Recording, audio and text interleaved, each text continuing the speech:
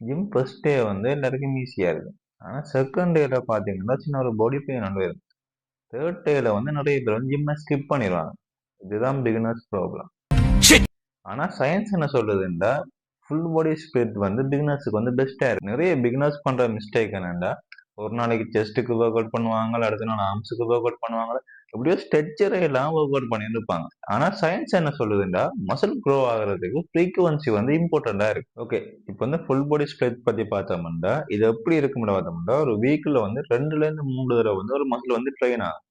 Foam வந்து improve ஆகும், strength வந்து இன்க்ரீஸ் ஆகும். ஃபிட்னஸ் எடுக்கேட்டர் ஜெஃப் நிபர்ட் என்ன சொல்றாருன்னா ஃப்ரீக்குவன்சி பிளஸ் ப்ரோக்ரஸிவ் ஓவர்லோட் இன் த growth.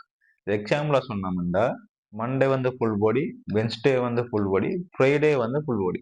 ஷார்ட் செக்ஷன் தான், ஆனா பெட்டர் ரெக்கவரி கிடைக்கும். இந்த ஸ்பிரிட்டை யூஸ் பண்ணீங்கன்னா ஸ்ட்ரென்த் வந்து ஸ்லோவா இன்க்ரீஸ் ஆகும். எக்ஸாம்பிளா சொன்னோம்னா நீங்கள் வீக் 1ல வந்து ஸ்குவாடில் வந்து 20 கேஜில 10 ரெப்ஸ் போடுறீங்கன்னா வீக் 2ல வந்து 20 கேஜில 11 ரெப்ஸ் போடுவீங்க.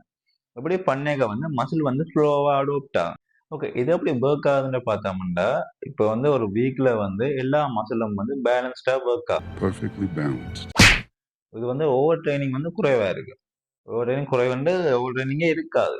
பிகினர் ஃப்ரெண்ட்லியா இருக்கு. ஃபுல் பாடி ட்ரைனிங் வந்து உங்களோட மெட்டபாலிசம் இம்ப்ரூவ் ஆக ஹெல்ப் பண்றதை விட more muscle and better calorie பர்னுக்கும் ஹெல்ப் பண்ணும்.